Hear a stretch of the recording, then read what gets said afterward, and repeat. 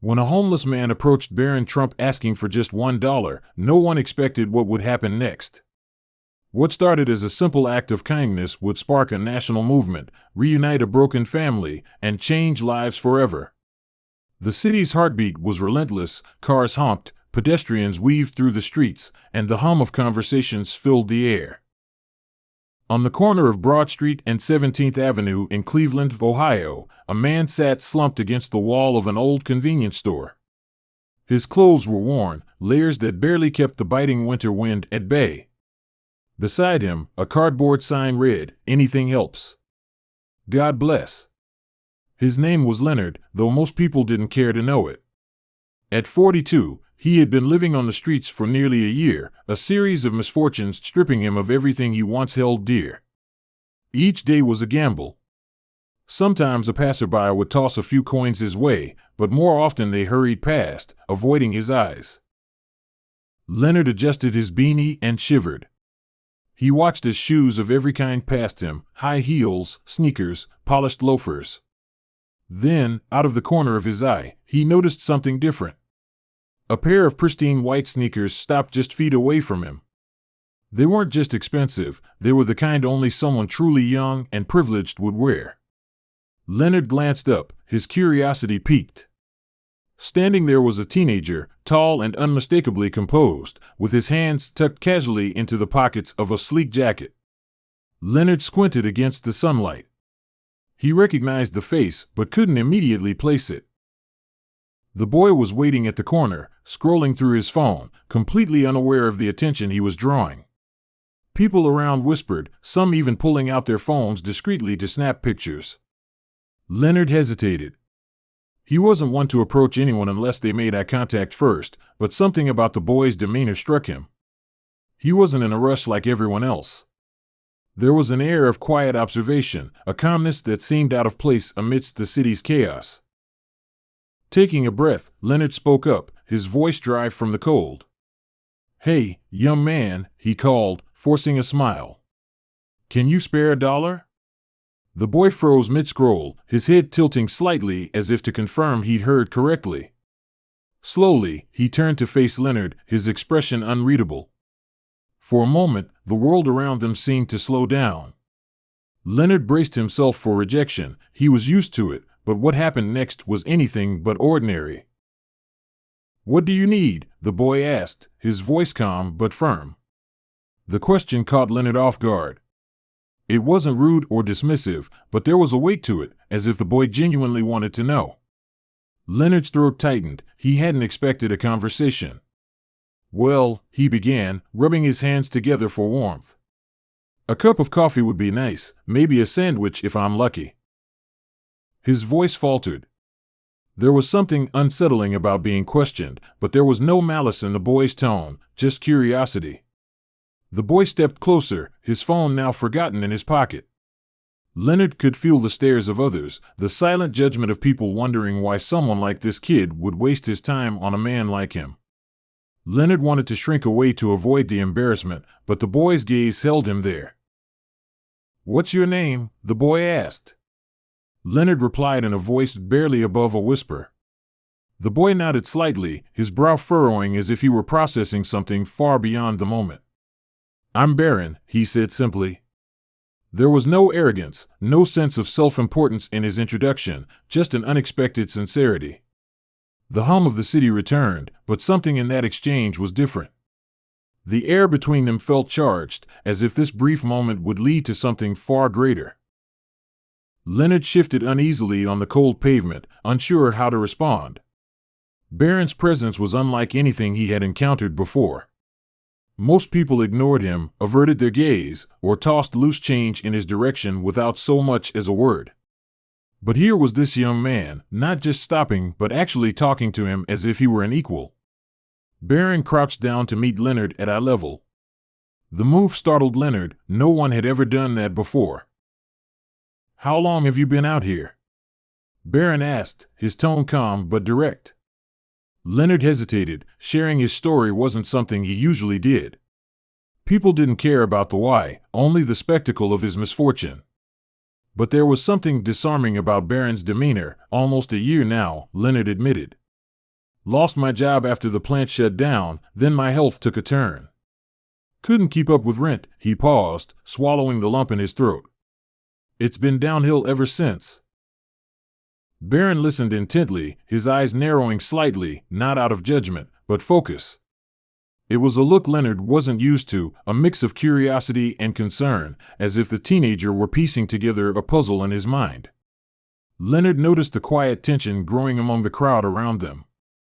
People were watching, whispering, some even paused, their curiosity piqued by the unusual sight of the young Trump heir crouched on the sidewalk beside a homeless man. "What about family?" Barron asked. Leonard's jaw tightened, and he shook his head. "Don't have much of that anymore. My folks passed years ago. My brother, we haven't talked in ages." He chuckled bitterly. "Not much left to lose when you've already lost it all." Barron was quiet for a moment, as if weighing Leonard's words carefully.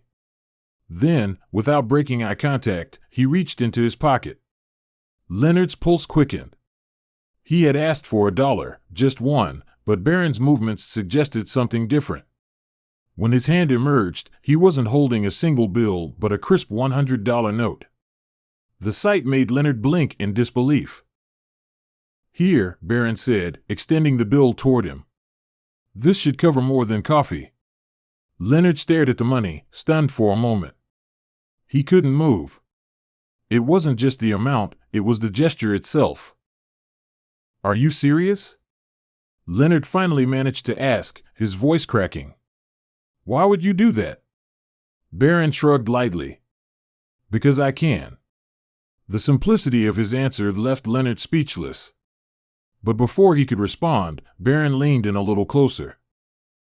"But listen," he added, his voice dropping to a softer tone. "This isn't just about the money. I want you to promise me something." "What's that?" Leonard asked, gripping the bill as if it might vanish. Barron's expression shifted, becoming more serious. "If I help you today, you've got to help yourself tomorrow. A deal?" Leonard felt a lump rise in his throat. The words hit harder than he expected. For the first time in what felt like forever, someone wasn't just handing him a lifeline, they were challenging him to climb out of the hole he'd fallen into. Leonard nodded, unable to find the right words. "Good," Barron said. Standing back up, he glanced around at the gathering crowd, his calm demeanor unshaken by the attention. Leonard felt his cheeks burn as he noticed people recording the interaction on their phones. He wasn't sure how to feel, grateful, embarrassed, or both. Barron reached into his pocket again, pulling out a pen and a small notepad. Scribbling something quickly, he handed the torn piece of paper to Leonard. "Go to this address tomorrow morning. They'll help you out. Tell them Barron sent you." Leonard unfolded the note, his hands trembling slightly. It was the address of a local shelter and resource center, one he'd heard of but had always been too proud or too ashamed to visit. "I'll make sure they're expecting you," Barron added, his voice unwavering. The air around them seemed to shift as Leonard clutched the paper and the money. It wasn't just kindness, it was hope, a fragile flickering light in a world that had long been dark. And somehow, Leonard knew this was only the beginning. Leonard sat there, staring at the $100 bill and the note in his hands as if they were alien objects. His mind raced, caught between disbelief and cautious hope. Barron didn't leave immediately. Instead, he stood there, watching Leonard with an intensity that felt almost unnerving. It was clear he wasn't just offering a handout, he was waiting for something, perhaps an acknowledgement or a commitment. Leonard cleared his throat, his voice shaky. Why do you care? You don't know me." Barron tilted his head slightly, his lips forming a faint smile. "Because everyone has a story, Leonard. Yours just hasn't been told yet." He paused, glancing at the crowd beginning to gather. "And honestly, if I'm in a position to do something good, why wouldn't I?" Leonard was taken aback. He'd heard plenty of empty words over the years, but Barron's tone carried a weight that felt genuine. Still, skepticism edged at him. "You don't owe me anything," Leonard said, his voice firmer now.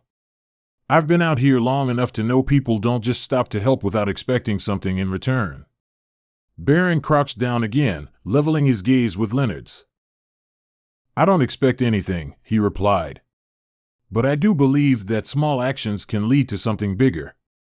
He gestured to the note in Leonard's hand. That place, they've got resources, job programs, counseling, whatever you might need. All I'm asking is that you show up. Leonard swallowed hard, feeling a lump in his throat. He glanced at the note again, the address scribbled in neat handwriting. He wanted to believe this was real, but years of disappointment had hardened him. And what if I can't do it? What if I screw it up? Barron smiled faintly, shaking his head. Everyone screws up, Leonard. But giving up, that's the only way you lose.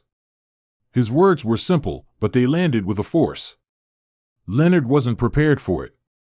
For a moment, the noise of the city seemed to fade, and all he could hear was the quiet conviction in the teenager's voice.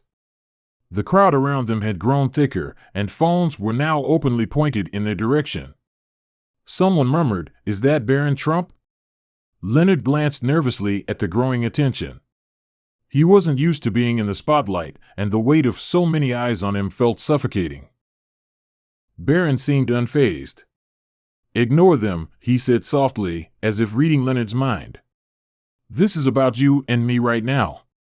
No one else matters." Leonard felt a strange sense of relief wash over him.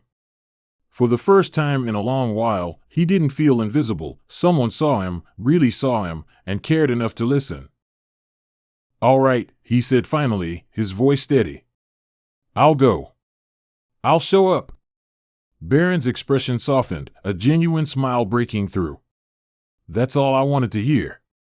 He stood up, brushing off his knees and glancing at the crowd and Leonard. "You've got more strength in you than you realize. Don't forget that." Leonard blinked, overwhelmed by a mixture of gratitude and embarrassment. He wanted to say something, anything, but the words wouldn't come. Instead, he simply nodded, clutching the note tightly in his hand like a lifeline. As Barron turned to leave, the crowd parted for him, their whispers growing louder. Leonard watched him disappear into the city, his figure blending into the stream of people. For the first time in years, Leonard felt a flicker of something he thought he'd lost, hope.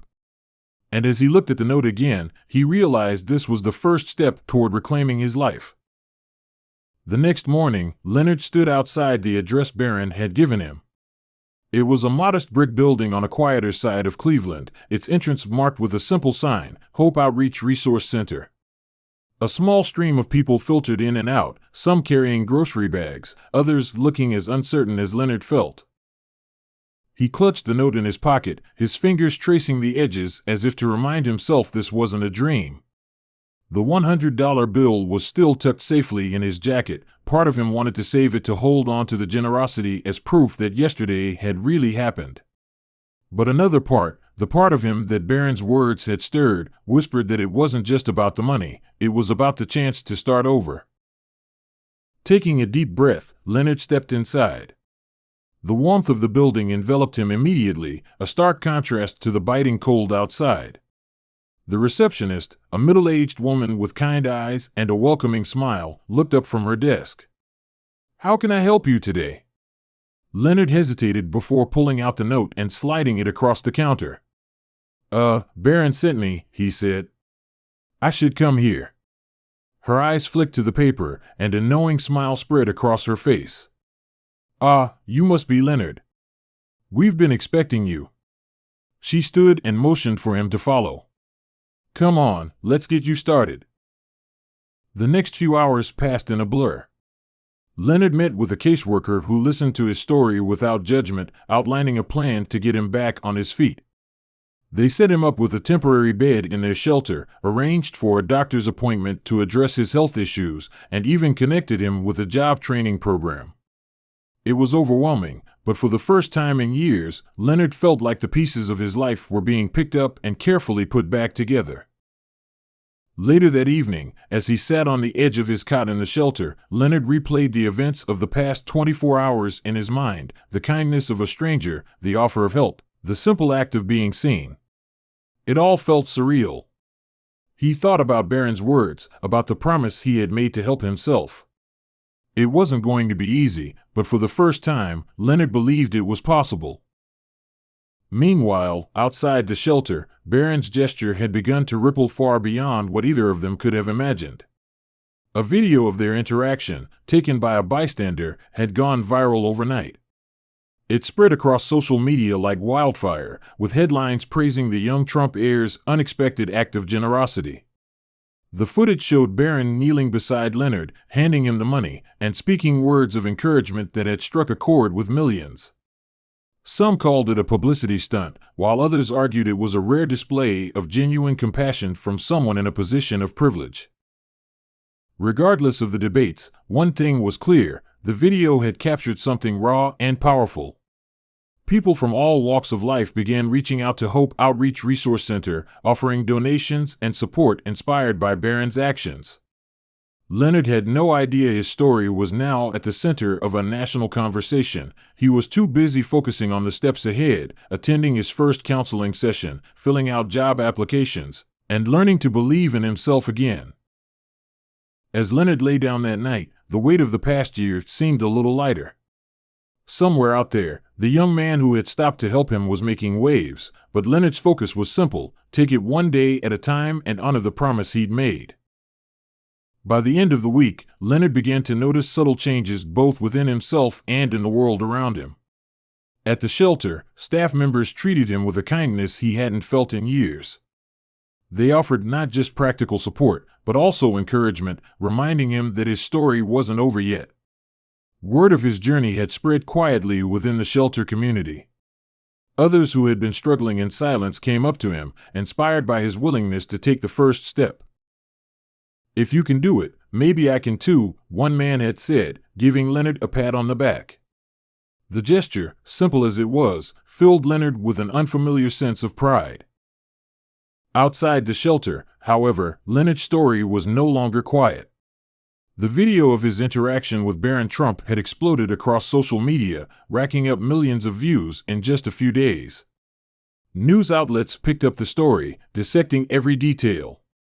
Commentators debated whether Barron's actions were genuine or performative, while viewers around the country shared their thoughts online. "Privilege with a purpose," one tweet read, "This is how you use it for good." Another user posted, "It's sad that kindness like this is so rare. It shocks us, but kudos to Barron for showing us it's possible." Leonard learned about the attention when a staff member at the shelter showed him the video. Watching himself on screen, he felt a strange mix of emotions: embarrassment, gratitude, and something he couldn't quite name. He barely recognized the man in the video, the hollow eyes, the defeated posture. It was a reminder of how far he'd fallen and perhaps how far he could rise. Meanwhile, Barron stayed silent about the growing buzz. He refused interviews, avoided public statements, and ignored the online noise. To him, this wasn't about basking in praise, it was about Leonard. Behind the scenes, Barron quietly ensured that the shelter received substantial donations, enough to expand its programs and help even more people like Leonard. The video sparked a larger movement. People across the country began sharing their own acts of kindness, tagging them with hashtags like #KindnessChallenge and #PayItForward. Local organizations reported increases in donations, and volunteers stepped forward in droves, inspired by the simplicity of Barron's gesture. For Leonard, the ripple effect became more personal. One evening, as he sat in the shelter's common room, he was approached by a man who looked oddly familiar. "Leonard?" the man asked hesitantly. Leonard squinted, trying to place the face. Then it clicked. "Paul," he said, his voice trembling. It was his younger brother, the one he hadn't spoken to in over a decade. The two men stared at each other, the weight of lost years hanging between them. "I saw the video," Paul admitted, sitting down beside him. I didn't know things had gotten so bad for you. I should have reached out sooner." Leonard shook his head, fighting back tears. "It's not your fault. I didn't exactly make it easy for anyone to find me." Paul placed a hand on Leonard's shoulder. "Well, I'm here now, and I'm not going anywhere." The reunion was bittersweet, a reminder of what had been lost, but also of what could still be rebuilt. For Leonard, it was another step toward healing, not just his circumstances, but his relationships and his sense of self. As the weeks went on, Leonard began to see his story less as a tragedy and more as a testament to resilience. And though he still had a long road ahead, he carried with him a renewed sense of purpose, fueled by the kindness of a stranger who had given him more than money. He had given him hope.